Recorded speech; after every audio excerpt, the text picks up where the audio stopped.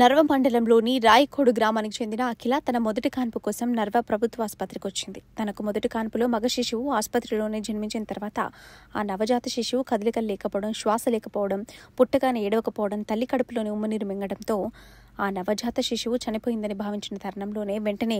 ఆసుపత్రిలో డ్యూటీలో ఉన్న నర్సుతో పాటు బంధువులు 108 అంబులెన్స్కి సమాచారం ఇచ్చారు. సమాచారం అందుకున్న నర్వ అంబులెన్స్ సిబ్బంది సంఘటనా స్థలానికి చేరుకొని అప్పుడే పుట్టిన నవజాత శిశువును ఆసుపత్రిలో నుంచి అంబులెన్స్లోకి తీసుకొని